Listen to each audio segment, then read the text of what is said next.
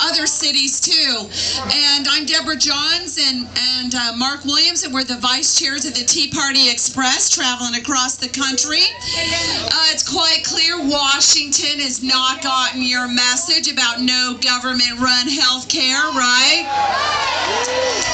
Well, here's what you're going to do now. You're going to get the want ads for the jobs section and start sending it to those politicians that voted for this health care bill. Because come 2010, in November, you can hand them a pink slip, ladies and gentlemen. They don't want to listen to the will of the people. Well, the people voted them in, you can vote them out, right? The good news is we now have them all on record, all 220 who need to be skazafavid. Including a one Joe Gow, who goes to the head of the line.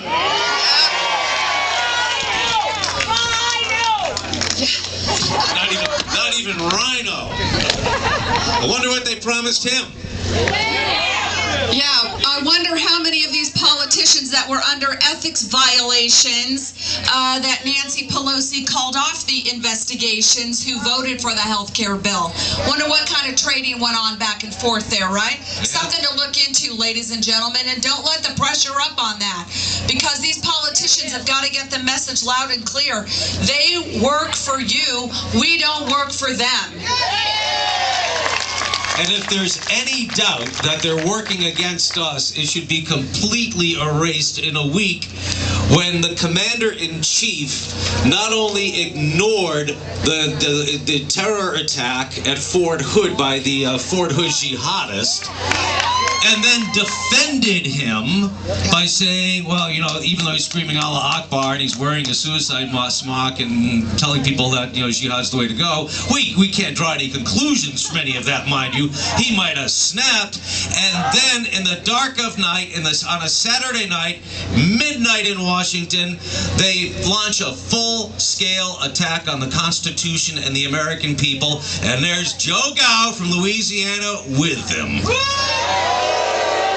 You know, folks, really, it makes you wonder, as Mark just said. You know, you have this guy that went to a Muslim mosque that prayed at the same mosque that the terrorists, 3 of the terrorists who attacked this country on 9/11.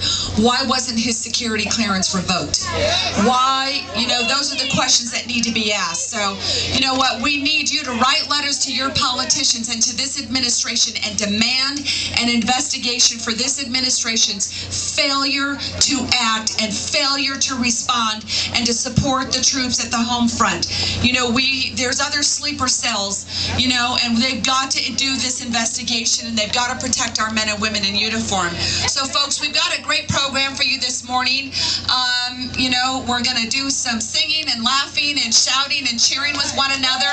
We also have near the end of our program, we also have a great military tribute, so that we pay tribute to our men and women who serve this great country, and we hope that you'll stick around and enjoy and join in with us.